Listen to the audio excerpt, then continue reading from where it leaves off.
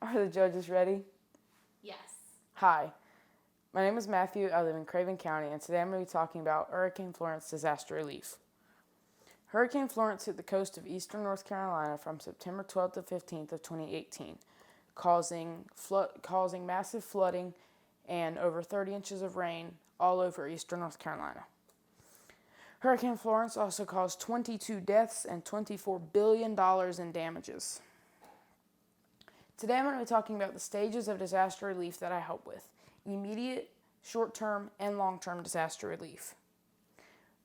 While the storm was still here and for the few days afterwards, there were curfews out because of record flooding, blocking off a lot of roads, and damaged roads due to rain washout. So we decided to see what we could do right around our house. So we helped a few neighbors cleaning up trees that were that had broken off and were still hanging or had fallen across driveways and in their yard, to get them just cut up enough to get them where they weren't going to be a hazard anymore. And we got some stuff cleaned up from around our house. After that, we heard from another neighbor whose house had flooded and he needed help getting it cleaned out. So we went down there to help him muck and gut his house. After that, when the curfews started lifting, we were able to get out to our church. We went out there and I started helping with handling relief supplies that were getting brought in on semis, box trucks, pickup trucks, really whatever they could be brought in. I helped bring them to a back warehouse, get them unloaded, sorted, and then brought back around front to the supply trailer, where we then handed them out to anybody who needed them. While we were doing that, I also helped with setting up cots for volunteers who were staying at the church, and we helped with meals for them from September of 2018 through April of 2019, and for a few groups over the summer. We tried to make sure that they had either granola bars and instant oatmeal, that kind of stuff, for breakfast, bag lunches to go out for lunch, and then a hot meal when they got back to the church after cleaning out the houses. One of the favorites that we had for a lot of people was tacos. And then all the groups that were staying at the church, at least for the first few months, were working on mucking and gutting. So mucking and gutting is the process of taking all the furniture, all the personal belongings, all the sheetrock, flooring out of a house down to one layer of material so that it can dry to get rebuilt later on.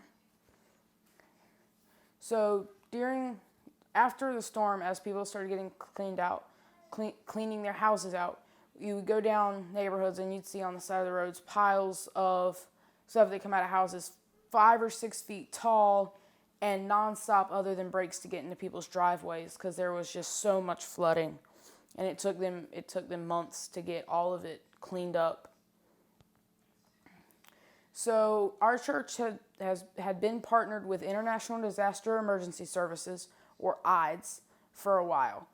When the hurricane hit, IDES brought down an 8-bay shower trailer for all the volunteers who were working at the church. Originally, they had been going to a few local gyms to shower off, but then as the gyms were able to get back open for business, that got harder. But luckily, they were able to bring the trailer to save time, so people didn't have to leave again after they got back. The other thing IDES did was, for a while, the church had been building 8x12 sheds in a warehouse in the back. So then we were able to start, instead of sending them out to other disaster areas, we were able to just bring them out to houses that needed them around us and build them out there. In late November, early December, we partnered with a group called Sharing Hope Ministries out of Pennsylvania.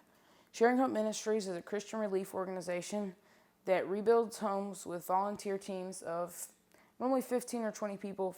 That they had groups come in from 6 or 7 different states. They had some repeat teams come in. They had one guy that came down from Ohio and stayed at the church for 2 months helping rebuild houses. They had a group that came down 3 times for a total of 4 weeks, and a few other groups that came down for 2 weeks. Through all of it, we made a lot of friends, met a lot of people from 16 or 17 states total. We had groups come in, a lot of groups come in from Amish and Mennonite communities in Ohio and Pennsylvania, and as far away Florida, New York, and a few other states. So as a summary, the church helped in over 100 homes with over 50 volunteer teams, and I served over 500 hours, helped with thousands of meals for the volunteers, and distributed supplies to hundreds of people. And I learned about how to handle trucks of supplies, about other cultures, managing volunteer teams, and how to repair flood damage. And I want to thank the volunteers that serve from our church and in Eastern North Carolina. Are there any questions?